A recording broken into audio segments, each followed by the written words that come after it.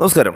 ഏത് കലാകാരൻ്റെയും ഏറ്റവും വലിയ ഭാഗ്യമെന്ന് പറയുന്നത് ആ കലാകാരൻ്റെ കുടുംബം അവരോട് ചേർന്ന് നിൽക്കുമ്പോഴാണ്, അവരുടെ കലയെ പ്രോത്സാഹിപ്പിക്കുമ്പോഴാണ്, ആ കലയ്ക്ക് പ്രചോദനം നൽകുമ്പോഴാണ്. അതൊക്കെയാണ് കാരണം. കുടുംബത്തിൽ എങ്ങനെയാണോ അതിനനുസരിച്ച് മാത്രമേ കലാരംഗത്ത് അവർക്ക് വളർന്നു വരാൻ കഴിയൂ എന്നുള്ളത് സംശയലേശമന്യേ തെളിയിക്കപ്പെട്ട കാര്യമാണ്. ഇപ്പോൾ പറയുന്നത് നമ്മുടെ കൊച്ചു പാട്ടുകാരനായ ബാബുക്കുട്ടൻ്റെ കാര്യം തന്നെയാണ്. ബാബുക്കുട്ടന് എപ്പോഴും ഏറ്റവും വലിയ അനുഗ്രഹമായത് ബാബുക്കുട്ടൻ്റെ ചേച്ചി അനിർവിനെയും ബാബുക്കുട്ടൻ്റെ അച്ഛനും അമ്മയും തന്നെയാണ്. വീട്ടിൽ എങ്ങനെയാണോ അതുപോലെ കൃത്യമായ പ്രാക്ടീസിലൂടെയാണ് ബാബുക്കുട്ടൻ്റെ ഓരോ ദിവസവും കടന്നു പോകുന്നത്. ഏകദേശം 1.5 വയസ്സ് മുതൽ പാടാൻ തുടങ്ങിയതാണ് ബാബുക്കുട്ടൻ. അതിന് തൻ്റെ ഏറ്റവും ആദ്യത്തെ ഗുരു ചേച്ചി അനിർവിന് തന്നെയാണ് എന്ന് ബാബുക്കുട്ടൻ പറഞ്ഞു. ചേച്ചി പാടുമ്പോൾ ശ്രദ്ധയോടെ കേട്ടിരിക്കുകയും അതിന് ഒപ്പം പാടാൻ ശ്രമിക്കുകയും ചെയ്ത് വളർന്നതാണ് ബാബുക്കുട്ടൻ്റെ ബാല്യം.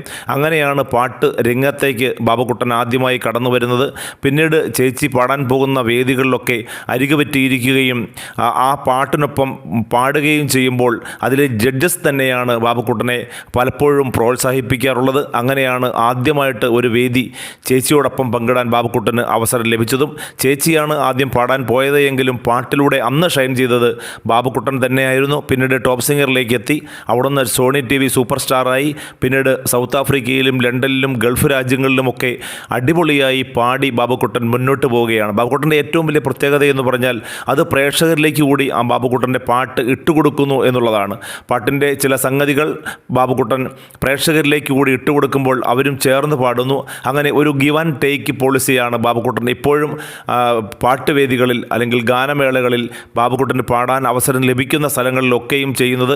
അത് പ്രേക്ഷകരുമായി സംവദിക്കുവാനും പ്രേക്ഷകരെ കൂടുതൽ തന്നോട് അടുപ്പിക്കാനുമുള്ള ഒരു ഭാഗ്യമായി തന്നെയാണ് ബാബുക്കുട്ടൻ കരുതുന്നത്.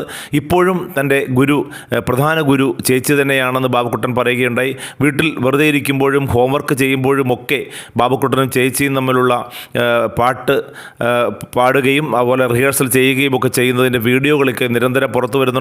കഴിഞ്ഞ ദിവസവും ബാബുക്കുട്ടൻ ഹോംവർക്ക് ചെയ്യുന്നതിനടുത്ത് പോയിരുന്ന് ചേച്ചി പാടുകയും ബാബുക്കുട്ടൻ അത് ഏറ്റുപാടുകയും ചെയ്യുന്ന വീഡിയോകളൊക്കെ രംഗത്ത് വന്നിരുന്നു. അതുകൊണ്ട് തന്നെയാണ് ബാബുക്കുട്ടൻ്റെ ഏറ്റവും വലിയ ഭാഗ്യം ബാബുക്കുട്ടൻ്റെ വീട്ടുകാർ തന്നെയാണ്, ബാബുക്കുട്ടൻ്റെ സഹോദരിയാണ് എന്ന് തന്നെ പറയാൻ കാരണം. തീർച്ചയായും ഇനിയും മുന്നോട്ട് പോകാനുള്ള ബാബുക്കുട്ടൻ്റെ ഊർജം ലഭിക്കുന്നതും അതേ വീട്ടിൽ നിന്ന് തന്നെയാണ്. അതുകൊണ്ട് തന്നെ പാടി തെളിയാനുള്ള ഒരുപാട് വേദികളാണ് ബാബുക്കുട്ടനെ കാത്തിരിക്കുന്നത്. പഠനത്തിനിടയിലും പല ലോകങ്ങളിലൂടെയും സഞ്ചരിക്കാനുള്ള ക്ഷണം ബാബുക്കുട്ടന് വരുന്നുണ്ട്.